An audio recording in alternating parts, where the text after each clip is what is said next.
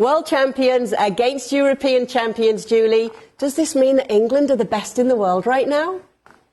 I know this is going to give you great pleasure, Kay, but yes, I do think you can argue that England is the best in the world. I actually was arguing that alongside Ali Wagner, who I heard say it on the Fox telecast, that they are the best in the world. And we saw it this summer with the European Championship. We saw it today.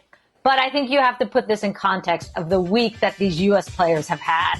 We'll talk about it, I know, in a little bit, but the Sally Yates report coming out and the emotional toll, that mental toll that has played on the players. And then on top of that, you had some injuries and some absences. No Alex Morgan, no Mal Pugh. I think that hurt that front line a lot. And then you have a young back line that's still trying to get its feet underneath them. But given all of that context, I actually thought it was a decent performance by the United States. But clearly, I think England is the best team in the world right now.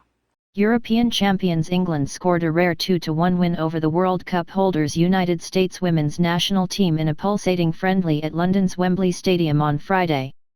In front of a sellout crowd of almost 77,000, the entertainment on the field more than lived up to the hype, particularly in a thrilling first half that saw 3 goals.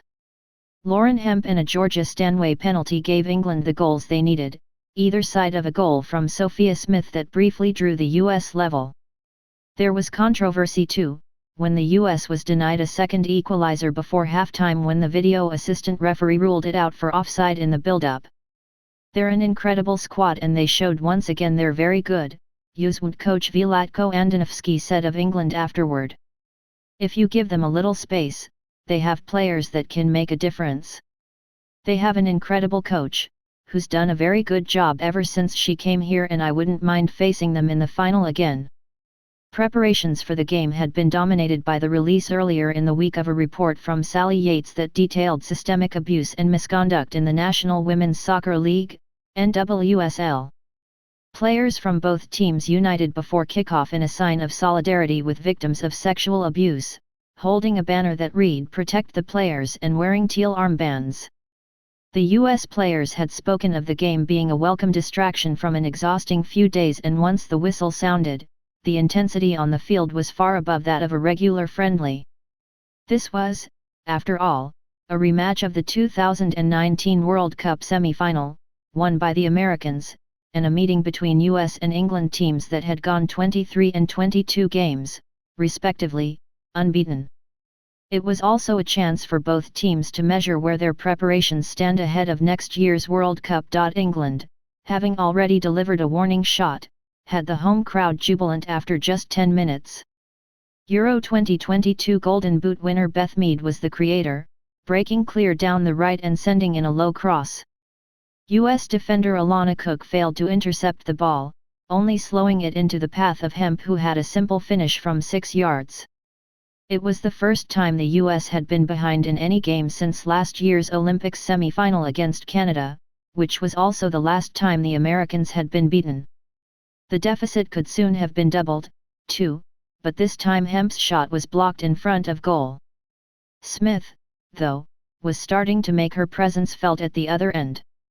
With Alex Morgan unavailable through injury, the Portland Thorns forward started in the center of the US forward line. And she soon showed the lethal touch in front of goal that saw her score 14 times in 18 NWSL appearances this year. Lindsay Horan robbed Stanway as England tried to play out of the back and the ball fell to Smith, who turned instantly on the edge of the area before firing into the bottom corner of the net to level the scores. It did not take long for Stanway to atone for her error and continue a breathless first half.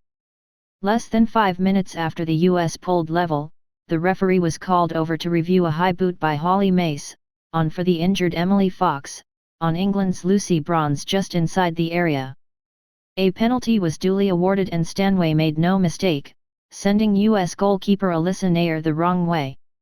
If the USWNT were unhappy with the involvement of VAR in that instance, their frustration was multiplied minutes later.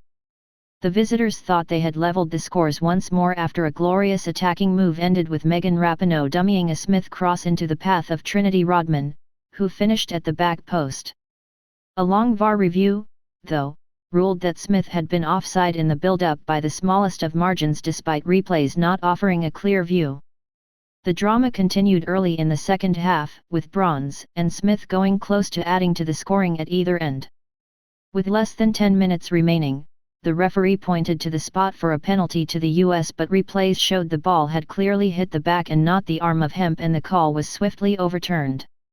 Still in search of an equalizer, Andonovski turned to 17-year-old high school senior Alyssa Thompson, who became the youngest USWNT debutante since 2016. But there was not to be another twist as England scored just its 5th win in 19 meetings with the 4-time World Cup winners. Weightman, though, insists her team will not be getting carried away with talk that England has now surpassed the US as the best in the women's game. "You are the best team in the world when you've won the World Cup, we didn't," she said. "It's so close, there are so many good countries and it's tight. We have to keep doing it and working hard and getting our plans. You have to be a little lucky when you go into a World Cup, you need to have everyone fit and available. You've seen our team grow very much and that's nice to see, but we take out some things that we really need to do better."